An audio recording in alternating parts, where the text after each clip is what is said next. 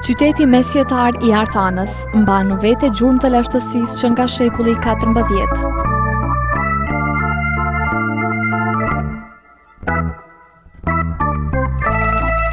Në këtë lokalitet kanë filluar punimet. Projekti I përgjithshëm është I Institutit Arkeologjik të Kosovës, e projekti aktual që përfshin menjanimin e materialit ndërtimor është I një kompanie kroate. Punëkryes është një kompani tjetër nga Beogradi. Arkeologu Haxhi Mehmeta, njëherë hartuesi I projektit të përgjithshëm të punimeve në Kalan e Artanës, thotë se deri më tani nuk kanë pasur vërejtje në punën e bërë.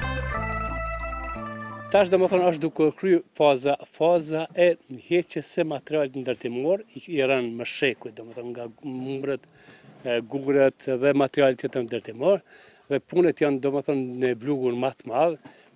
Me qenë se jam njëri nga mbikëqyrësit e punimeve, unë kam pasur që punimet janë duke kryer me profesionizëm më të madh.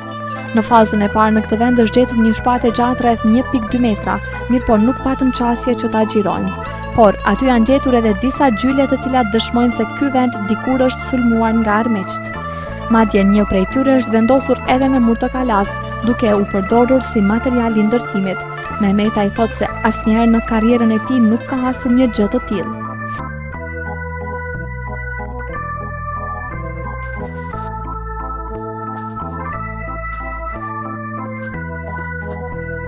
Punimet këtu nuk do të përfundojnë me kaq. Projekti I hartuar ndahet në 3 faza. Në fazën e parë do të bëhet pastrimi I qytetit nga materiali ndërtimor.